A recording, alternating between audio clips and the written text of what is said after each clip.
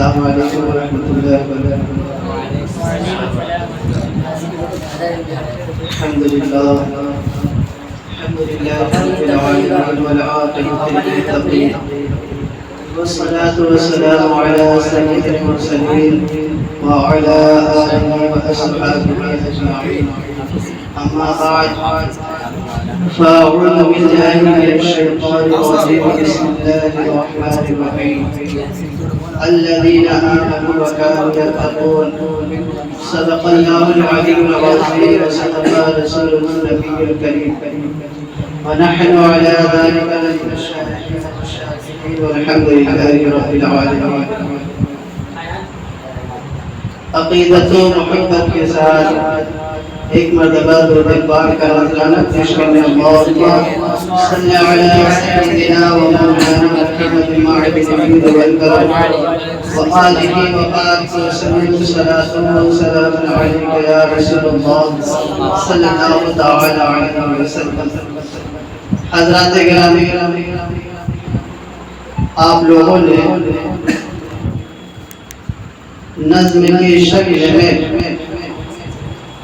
شان اعلیٰ حضرت سماعت کیا اور وہ بھی ترنم کے دھن میں، لیکن کچھ اشعار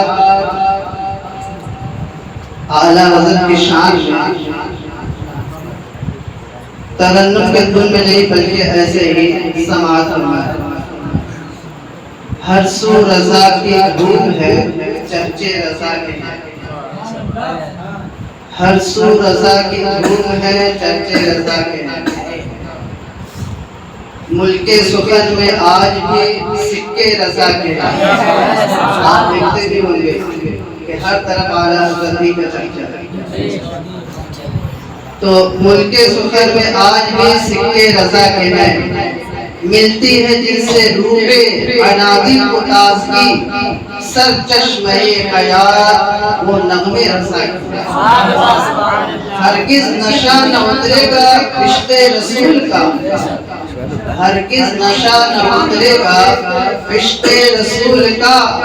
ہم اہل شوق جام پلائے رسا کے ہیں. ہم اہل شوق جام پلائے رسا کے ہیں. نوکے قلم سے نکلی ابابیل حق کی فوج، نوکے قلم سے نکلی ابابیل حق کی فوج. باطل پہ سنگ مار پرندے رسا کے ہیں. علماء حق جو ہے اور اعلیٰ حضرت کے جو قلم سے جو لکھا گیا ہے تو وہ جو ہے باطل پہ سنگ مار پرندے رسا کے ہیں. پہچان سنیت کی اسی نام سے ہے. آج جو سنیت کی پہچان ہے اعلیٰ حضرت ہی کے نام سے، تو پہچان سنیت کی اسی نام سے ہے. کیونکہ بہت سے لوگ سنی اپنے آپ کو کہلوانے والے، جیسا کہ آپ لوگوں نے ابھی حال ہی میں جو مناظرہ ہوا وہ بھی اپنے آپ کو مصباحی لگا رہا ہے. لیکن صحابی رسول کی شان میں ایسا گستاخی کرتا ہے جیسے روافض، تو اس کو روافض کہتے ہیں. تو ایسے لوگ ہیں جو اپنے آپ کو سنی کہتے ہیں، اعلیٰ حضرت کا نام بھی لیتے ہیں لیکن صحابہ کرام کی شان میں گستاخی بھی کرتے ہیں. تو پہچان سنیت کی اسی نام سے ہے. آج سنی وہی ہے جس کے عقیدے رضا کے ہیں. سنی وہی ہے جس کے عقیدے رضا کے ہیں. ورنہ سنی تو کہلوانے والے بہت ہیں لیکن سنی وہی ہے جس کے عقیدے رضا کے ہیں. جو آج ہے عقیدت سادات کے چمن، گلزار یہ دلوں میں بسائے رضا کے ہیں. یعنی جو سادات کی جو عقیدت جو بسائی گئی ہے یہ گلزار ہے دلوں میں بسائے رضا کے. یعنی اعلیٰ حضرت نے جو سیدوں کی جو تعظیم کر کے لوگوں کو دکھائی ہے وہ بسائے رضا کے ہیں. سیراب کر رہے ہیں زمانے کو آج بھی، سیراب کر رہے ہیں زمانے کو آج بھی عرفان و آگہی کے جو دھارے رسا کے ہیں. یعنی اعلیٰ حضرت کے جو علم کا جو قلم اور جو کتابیں ہیں تو فیضان وہ آج بھی جو ہے جاری و ساری ہے، لہرا رہی ہے علم کی موجیں ورق ورق، لہرا رہی ہے علم کی موجیں ورق ورق، بحر حکم تمام صحیفے رضا کے ہیں، ہر طرف جو لہرا رہی علم کی موجیں ورق ورق جو لہرا رہی ہے، جب بھی کوئی مسئلہ درپیش ہوتا ہے یا جب بھی کوئی بات آتی ہے تو لوگ حوالہ دیتے ہیں اعلیٰ حضرت کی کتابوں کا۔ نعرہ تکبیر، اللہ اکبر، رسالت اعلیٰ حضرت، نعرہ تکبیر، نعرہ رسالت، لہرا رہی ہے علم کی موجیں ورق ورق، بحر حکم تمام صحیفے رضا کے ہیں، وہ آفتاب علم ہے سیفی، جسے شاعر یعنی سیفی نام ان کا، وہ آفتاب علم ہے سیفی، نہا مگر آفاق فن میں اب بھی اجالے رضا کے ہیں، یعنی علم کا جو آفاق ہے وہ اجالا جو ہے وہ ابھی بھی رضا کے ہے۔ تو یہ ہے اشعار، اور بھی بہت سارے لوگوں کے اشعار ہیں، لیکن یہ جو ہے شعر کی شاعری کی شکل میں اور ترنم میں نہیں بلکہ ایسے ہی سنائی۔ تو آج جو محفل سجی ہے اعلیٰ حضرت رضی اللہ تعالیٰ عنہ کے عرس کے موقع سے ہے، آئیے اعلیٰ حضرت کے بارے میں کچھ کلمات ان کی زندگی کے بارے میں سن لیں۔ اعلیٰ حضرت عظیم البرکت مجدد دین و ملت الشاہ امام محمد رضا خان فاضل بریلوی رضی اللہ تعالیٰ عنہ، آپ کا جو پیدائشی نام تھا وہ محمد تھا، اور اعلیٰ حضرت رضی اللہ تعالیٰ عنہ کو یہ نام بہت زیادہ پسند ہے کیونکہ اس نام کی برکت بھی بہت ہے۔ تو آپ کا پیدائشی نام محمد اور احمد بھی ہے، اور آپ کی والدہ محترمہ آپ کو پیار سے امن میاں پکارتی ہیں، امن میاں بریلی شریف میں۔ تو یہ آپ کا، اور پھر اعلیٰ حضرت رضی اللہ تعالیٰ عنہ نے جب ہوش سنبھالا اور فتاوی نویسی کا کام شروع فرمایا تو آپ اپنے آپ کو عاجزی اور انکساری میں عبد المصطفیٰ پکارتے تھے، یعنی مصطفیٰ کا غلام اور مصطفیٰ کا بندہ۔ تو یہ اعلیٰ حضرت ہے، اعلیٰ حضرت عظیم البرکت، جہاں ان کے علم کا چرچا ہر طرف دنیا کے اندر ہے، وہیں آپ ایک سچے اور پکے ولی بھی تھے، اور آج بھی آپ کا فیضان دنیا کے اندر جاری و ساری ہے۔ اعلیٰ حضرت رضی اللہ تعالیٰ عنہ آپ کے علمی کارنامے تو دنیا کے اندر گوشے گوشے میں لہرا رہے ہیں، اور آپ کا بچپن کا زمانہ ہے، واقعات آپ نے سنے ہوں گے، لیکن جب عرس کا موقع ہے تو بات انہی کی ہونی چاہیے۔ تو اعلیٰ حضرت رضی اللہ تعالیٰ عنہ اپنے بچپن میں، یعنی جب بسم اللہ خانی کا رسم ہوتا ہے تو اعلیٰ حضرت کی بارگاہ میں آپ کے استاد آتے ہیں اور کہتے ہیں کہ پڑھیے۔ بسم اللہ الرحمن الرحیم کے بعد پڑھنا شروع کیا تو الف با تا سا، اس کے بعد آخر میں لام الف، یہاں پر آپ ٹھہر جاتے ہیں۔ اب اعلیٰ حضرت جو استاد گرامی ہیں وہ کہہ رہے ہیں بچے پڑھیے، آگے پڑھیے، تو اعلیٰ حضرت ٹھہرے ہوئے کیونکہ ان کے ذہن میں ایک سوال ہے، اور وہ ایک سوال نہیں بلکہ دو سوال ہے۔ تو اعلیٰ حضرت نے جب ان کے استاد نے کہا کہ آگے پڑھیے لام الف، تو اعلیٰ حضرت نے کہا کہ لام بھی ہم پہلے پڑھ چکے ہیں اور اس سے پہلے شروع میں الف بھی پڑھ چکے ہیں، تو یہاں دوبارہ پڑھنے کی حاجت کیوں ہے؟ یہاں دوبارہ پڑھنے کی تو کوئی ضرورت نہیں تھی۔ تو وہاں پہ آپ کے جو استاد گرامی تھے وہ خاموش ہو جاتے ہیں اور وہ سوچنے بھی لگتے ہیں کہ اتنا چھوٹا سی بچہ اور سوال اتنا گہرا کہ جواب دینا مشکل ہو، اور پھر اتنے چھوٹے سے بچے کو جب اس طرح کے علمی نکتے بیان کیے جائیں تو وہ مزاج سے باہر چلا جائے، لیکن اعلیٰ حضرت کے علم کا فیضان جو بڑھ رہا ہے اور ان کا جو علم کا جو شغل تھا، مشغولیت تھی اور علم سے جو پیار تھا وہ کتنا اچھا ہے۔ تو اعلیٰ حضرت نے کہا کہ یہاں کی وہ لام الف جو کہ میں نے جو ہے پہلے پڑھ لیا ہے، اور تب آپ کے جد امجد یعنی آپ کے دادا جان وہاں پر مسکراتے ہیں اور کہتے ہیں کہ بچہ آگے پڑھیے، اے احمد آگے پڑھیے۔ تو آپ بھی کوئی سوال کرتے ہیں، تو اعلیٰ آپ کے جد امجد نے جواب دیا کہ شروع میں جو تم نے الف پڑھا ہے بلکہ وہ الف نہیں ہے، حمزہ ہے، وہ الف نہیں وہ حمزہ ہے، اور یہاں جو لام الف پڑھ رہے وہ اصلی حرف الف ہے، اور جو شروع میں جو تم نے پڑھا تو وہ حمزہ ہے۔ جب اس طرح جب آپ کو جواب ملا تب آپ مطمئن ہوئے اور آگے پڑھنا شروع کیا۔ اعلیٰ حضرت ہے کہ آپ کے علمی کارنامے تو بہت ہے، لیکن آپ جو ہے جود و سخا والے کی بہت زیادہ تھے۔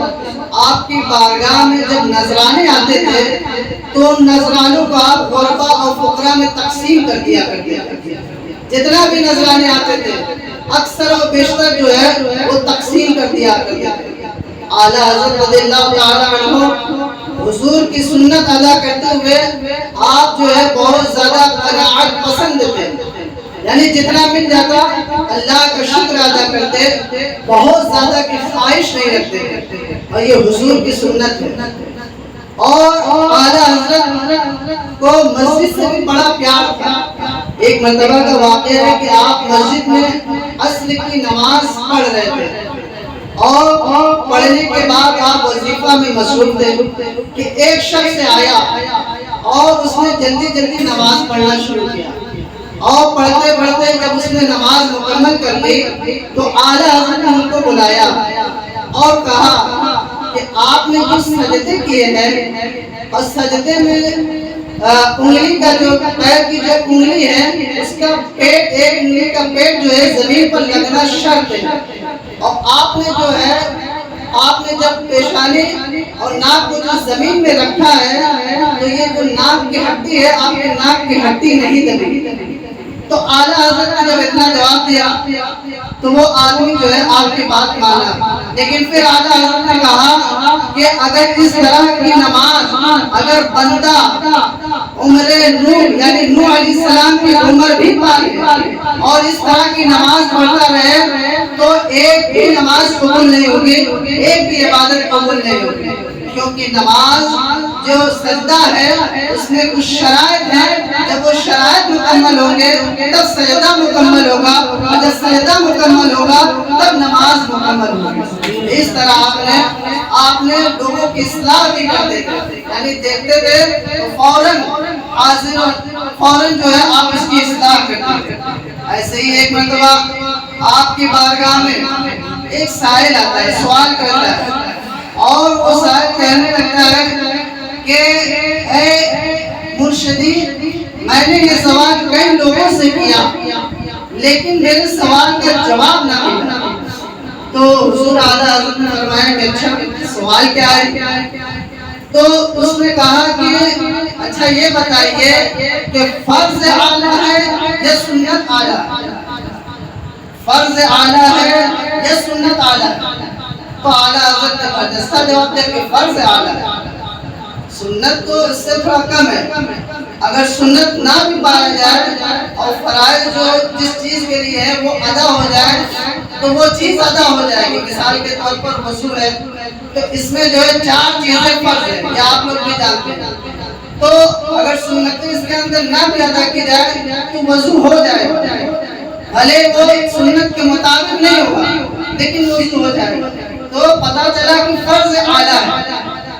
تو اس آدمی نے کہا کہ اچھا لیکن جو فرض جب اعلیٰ ہے تو اعلیٰ پہلے شروع کرنا چاہیے، اور جو اس سے تھوڑا کم ہے درجے کا اس کو بعد میں ہونا چاہیے۔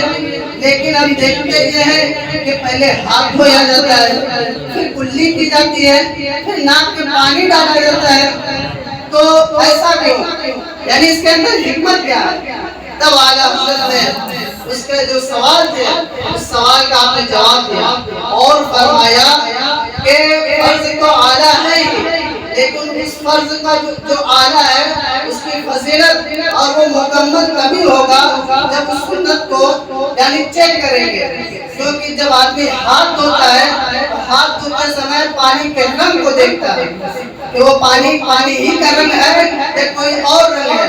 تو جب ہاتھ میں پانی دیتا ہے تو پانی کے جو اوصاف ہیں وہ معلوم ہو جاتے ہیں کہ یہ پانی اصلی پانی ہے، اس میں کوئی رنگ یا کوئی کلر نہیں ملا ہے. تو یہ جو ہے پانی کا ایک وصف ہے، تو جو یعنی کلر اور رنگ پایا جائے تو پانی نہیں رہا بلکہ اس کا نام کوئی اور چیز ہو جائے. مثال کے طور پر چائے، اس کے اندر بھی رقت ہے، سیلان ہے، بہنے والی چیز ہے، لیکن اس کا کلر بدل گیا، اس کا نام چینج ہو گیا. ایسے ہی شربت ہے، شربت یعنی اس کا نام چینج ہو گیا، اس کے اندر بھی دقت ہے لیکن اس کا نام چینج ہو گیا. تو ہاتھ دھلنے کا جو یہ سنت طریقہ ہے تو اس کے اندر حکمت یہی ہے کہ پانی کا وصف معلوم ہے، تو یہ حکمت ہے. اب دوسری بات رہ گئی کلی کرنا. تو پانی کا جو دوسرا وصف ہے یعنی کہ مزہ جو ہے، جو پانی کا جو مزہ ہے وہی پانی پایا جانا چاہیے. اگر پانی کا مزہ بدل جائے تب اس سے وضو نہیں ہوگا. تو آپ نے فرمایا کہ جو کلی کیا جاتا ہے تو یہ پانی کا مزہ دیکھنے کے لیے کہ پانی ہی ہے نا، کوئی اور چیز تو نہیں ہے. تو یہ سنت ہے اور اس کے اندر یہ حکمت ہے. پھر آپ نے تیسری جو سنت یعنی ناک میں پانی ڈالنا، ناک کو صاف کرنا، تو آپ نے اس کی بھی حکمت بیان فرمائی کہ ناک صاف کرنے کی حکمت یہ ہے کہ اس کا بو معلوم ہو جائے تو اس کے اندر کوئی بدبودار چیز تو نہیں ہے، اس کے اندر کوئی بدبودار چیز تو نہیں ہے. تو یہ تینوں چیزیں یعنی پانی کے اوصاف سے جب پاک اور صاف رہیں گے، خالی رہیں گے، تب جو فرض جو اعلیٰ ہے اس کو ادا کرنا یہ جو ہے اعلیٰ ہے. اور اس کا ادا کرنا تب جو ہے ادا کرنا پورا ہوگا. ورنہ اگر پانی کے اوصاف میں سے ان تینوں چیزوں میں سے کوئی ایک چیز اگر بدل جائے تو وہ پانی نہیں رہے گا بلکہ کوئی اور چیز ہو جائے گا. تب جب اتنا جواب اس سائل نے سنا تو وہ تشفی بخش جواب حاصل کیا اور وہ مطمئن ہو گئے. یہ اعلیٰ حضرت کی سیرت ہے کہ آپ نے کوئی بھی سائل آتا تھا سوال کرنے والا، چاہے وہ فتاوا کی شکل میں، چاہے وہ خطوط کی شکل میں، چاہے وہ برجستہ آمنے سامنے آ کر کے سوال کرنا، تو اعلیٰ حضرت عظیم البرکت بلا پھر ملال یعنی کوئی ملال نہیں آتا تھا اور آپ جو ہے برجستہ جواب دیتے تھے. کیونکہ اعلیٰ حضرت کی بارگاہ میں ایک واقعہ ہے کہ اعلیٰ حضرت کی طبیعت بہت زیادہ خراب تھی. تو ڈاکٹروں نے کہا تھا کہ آپ جو ہے لکھنے پر زیادہ توجہ نہ دیں اور کتابوں کا مطالعہ یعنی جو آپ آنکھ سے جو دیکھ رہے ہیں بہت زیادہ آنکھوں پر زور نہ ڈالیں. تو اعلیٰ حضرت رحمۃ اللہ علیہ رضی اللہ تعالیٰ عنہ کی بارگاہ میں حضرت مولانا امجد علی، حضرت صدر الشریعہ رضی اللہ تعالیٰ عنہ اور حضرت مصطفیٰ رضا خان رضی اللہ تعالیٰ عنہ، ایک اور یعنی 4 لوگ تھے اور ایک آدمی آئے وہ بیٹھے ہوئے تھے. تو وہ دیکھ رہے تھے کہ اعلیٰ حضرت رضی اللہ تعالیٰ عنہ لکھ نہیں رہے لیکن ہر ایک کے خطوط کا جواب دے رہے ہیں اور کہہ رہے ہیں کہ یہ لکھو، وہ لکھو، یہ لکھو. ایک شخص تھے اور وہ سن رہے تھے کہ اعلیٰ حضرت کی جو بول رہے ہیں وہ پھٹافٹ لکھا جا رہا ہے. تو ایک دوسرا شخص وہ کچھ اور سوال کرنے لگا، یعنی کہ اس کے ذہن میں کوئی سوال ہے تو پوچھنے لگا. تو جو دوسرے شخص تھے ان کو بہت غصہ آیا کہ اعلیٰ حضرت اتنے جو مصروف ہیں وہ لکھوا رہے ہیں اور ان بیچ میں سوال کر رہے ہیں. وہ کچھ بولے نہیں لیکن وہ بیان کرتے ہیں کہ اعلیٰ حضرت نے ان کے اوپر کوئی ملال نہ ہے اور کوئی غصہ نہیں کیا بلکہ علم اور تدبر کے ساتھ اس سائل کا بھی جواب دیتے ہیں اور جو ادھر خطوط آیا تھا اس کا بھی جواب دیتے ہیں اور آپ لکھوا رہے ہیں. تو یہ اعلیٰ حضرت ہے. کوئی اور ہوتا تو غصہ ہو جاتا لیکن اعلیٰ حضرت ہے کہ جب ان سے کوئی سوال کرتا ہے تو آپ اور خوش ہو جاتا ہے اور اس کا جواب جو ہے تشفی بخش جواب دیتا ہے. یہ اعلیٰ حضرت ہے. اللہ تبارک و تعالیٰ کی بارگاہ میں دعا ہے یا اللہ ہم سب کو اعلیٰ حضرت رضی اللہ تعالیٰ عنہ کے سچا پکا عقیدت مند بنا اور ان کے عقیدے پر چلنے کی توفیق عطا فرما استغفر اللہ ربی من کل ذنب واتوب الیہ.